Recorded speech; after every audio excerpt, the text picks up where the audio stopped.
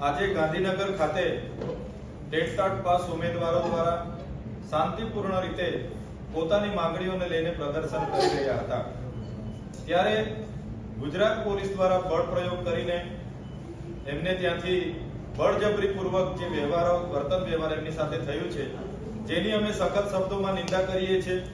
છેલ્લા ઘણા સમયથી આપણે સૌ જાણીએ છીએ કે એપ્રિલ 2023 માં વિદ્યા સહાયક અને જૂન તથા સપ્ટેમ્બર 2023 માં અનુક્રમે ટેટ અને ટાટની દ્વિસ્તરીય પરીક્ષા લેવાઈ હતી।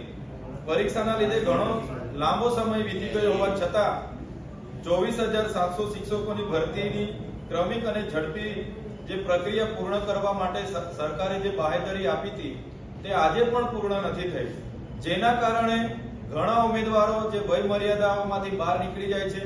ઘણા ઉમેદવારો એના લીધે પોતે જે સરકારી કાયમી શિક્ષક બનવાના સપના હતા તે રોડાઈ જાય છે।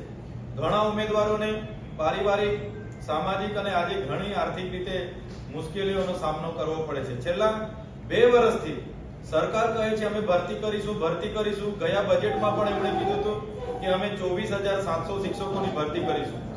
આ વખતના બજેટમાં પણ કીધું છે અમે 24,700 શિક્ષકોની ભરતી કરીશું, પણ કોઈ પણ જાતની પ્રક્રિયા આજ દિન સુધી કરવામાં નથી આવી। મને યાદ છે ત્યાં સુધી 16/1/2025 ના રોજ શિક્ષણ મંત્રીએ જાહેર મંચ પરથી જાહેરાત કરી હતી કે 1 મહિનાની અંદર જ અમે 24,700 શિક્ષકોની ભરતી કરવા જઈ રહ્યા છીએ, જેને પણ આજે 40 દિવસ થયા પણ એક પણ શિક્ષકની ભરતી નથી થઈ, જેના લીધે આજે ટેટ પાસના ઉમેદવારો ગાંધીનગર ખાતે પ્રદર્શન કરી રહ્યા હતા અને સરકારના ઇશારે જે પોલીસે બળ પ્રયોગ કર્યો છે જેની અમે નિંદા કરીએ છીએ। જે પ્રકારે આપણે ભણશે ગુજરાત, આગળ વધશે ગુજરાતની વાતો કરીએ છીએ, વિશ્વગુરુ બનવાની વાતો કરીએ છીએ, પણ ગ્રાઉન્ડ પર જે સરકારી શાળાઓ છે આજે દરેક શાળાઓમાં શિક્ષકોની ખૂબ મોટા પ્રમાણમાં ઘટ છે।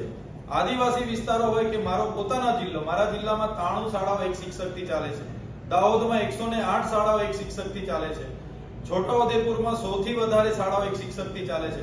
અનેક વખત અમે શિક્ષકોની માંગણી કરતા હોય અને શિક્ષણ જેવી ગંભીર બાબતમાં સરકાર ગંભીર ના હોય, એટલા માટે અમારે અવારનવાર રજૂઆત કરવી પડે છે।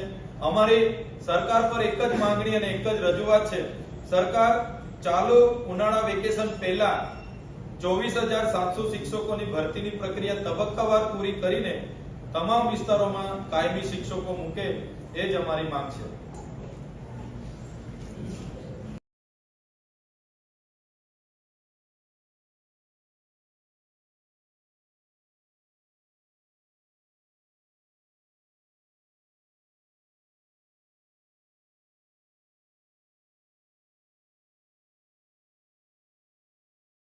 છોટાઉદેપુર સહિત રાજ્ય, દેશ અને દુનિયાના સમાચાર જોવા માટે સબસ્ક્રાઈબ કરો તીર સમાચાર અને બેલ આઇકોન જરૂર દબાવો।